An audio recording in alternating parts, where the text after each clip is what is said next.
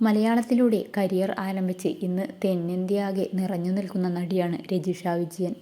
ജയ് ഭീം മുതൽ ബൈസൺ വരെയുള്ള സിനിമകളിലൂടെ തമിഴിലും രജിഷ കയ്യടി നേടിയിട്ടുണ്ട്.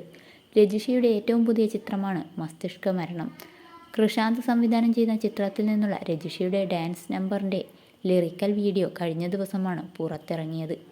കോമള താമര എന്ന് തുടങ്ങുന്ന പാട്ടിൽ രജിഷ എത്തുന്നത് ഇതുവരെ കാണാത്ത രൂപത്തിലും ഭാവത്തിലുമാണ്. രജിഷയുടെ ഗ്ലാമർ മേക്ക് ഓവർ സോഷ്യൽ മീഡിയയിൽ വൈറലായി മാറിയിരിക്കുകയാണ്. ഇതിനിടെ താരത്തിനെതിരെ ചിലർ കടുത്ത സൈബർ ആക്രമണവും അഴിച്ചുവിടുന്നുണ്ട്. ഐറ്റം ഡാൻസ് ചെയ്യില്ലെന്ന് മുമ്പ് പറഞ്ഞത് കുത്തിപ്പൊക്കിയാണ് സോഷ്യൽ മീഡിയ താരത്തെ ആക്രമിക്കുന്നത്. 2022 മിർച്ചി എഫ്എമ്മിന് നൽകിയ അഭിമുഖത്തിലാണ് താൻ ഐറ്റം ഡാൻസ് ചെയ്യില്ലെന്ന് രജിഷ പറഞ്ഞത്. ഈ വീഡിയോ സോഷ്യൽ മീഡിയയിൽ വൈറലാവുകയാണ്. ഐറ്റം ഡാൻസ് കളിക്കാൻ അന്നും ഇന്നും എനിക്കിഷ്ടമല്ല. ഐറ്റം ഡാൻസിൽ വരുന്ന പാട്ട്, അതിലെ വരികൾ, വസ്ത്രം, അതിൽ കാണിക്കുന്ന മൂവ്സ്, വെച്ചിരിക്കുന്ന camera angle, zoom in zoom out, wire കാണിക്കുന്നത്, അതിനോടൊന്നും താല്പര്യമില്ല. മനുഷ്യ ശരീരത്തെ ഒബ്ജക്റ്റിഫൈ ചെയ്യുന്ന എന്ത് കാര്യമായാലും അത് ചെയ്യാൻ എനിക്ക് താല്പര്യമില്ല.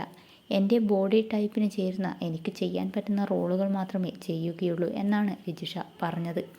പിന്നാലെ നിരവധി പേരാണ് രജിഷയ്ക്കെതിരെ അധിക്ഷേപവുമായി എത്തുന്നത്. ചാൻസ് കുറയുമ്പോൾ പലതും മറക്കും, കോംപ്രമൈസ് ചെയ്യും. പൈസ കൂടുതൽ കൊടുത്താൽ ഇവളൊക്കെ എന്തും ചെയ്യും. അത് പിന്നെ കാശിന് കുറച്ച് അത്യാവശ്യം ഉണ്ടായിരുന്നു. പണത്തിനു മുകളിൽ പരുന്തും പറക്കില്ല. ഇത് ഐറ്റം ഡാൻസ് അല്ല, നാടോടി നൃത്തമാണ്. ഫീൽഡിൽ പിടിച്ചു നിൽക്കണ്ടേ? അന്ന് മദ്യലഹരിയിലായിരുന്നു എന്ന് പറയാം എന്നിങ്ങനെ പോവുകയാണ് സോഷ്യൽ മീഡിയ പ്രതികരണങ്ങൾ. അതേസമയം താരത്തെ പിന്തുണച്ചും ആളുകൾ എത്തുന്നുണ്ട്. 4 വർഷം മുമ്പ് പറഞ്ഞത് അന്നത്തെ ബോധ്യത്തിൽ നിന്നായിരുന്നു. 4 വർഷത്തിനിപ്പുറം കാഴ്ചപ്പാടുകളിലും ചിന്തകളിലും മാറ്റം സംഭവിക്കുന്നത് സ്വാഭാവികമാണെന്നാണ് താരത്തെ പിന്തുണച്ചെത്തുന്നവർ പറയുന്നത്. അഭിനയം എന്നത് ഒരു തൊഴിൽ മാത്രമാണ്. അവിടെ കഥാപാത്രം ആവശ്യപ്പെടുന്ന വേഷം ധരിക്കുക എന്നത് ആ കലാകാരിയുടെ പ്രൊഫഷൻ്റെ ഭാഗമാണ്. അതിനെ വ്യക്തിജീവിതവുമായി കൂട്ടിക്കുഴച്ച് തരംതാണ കമൻറ്റുകളുമായി എത്തുന്നവർ ഓർക്കുക, ഒരാൾ എന്തു ധരിക്കണം എന്നത് അവരുടെ മാത്രം വ്യക്തി സ്വാതന്ത്ര്യമാണെന്നും അവർ പറയുന്നു.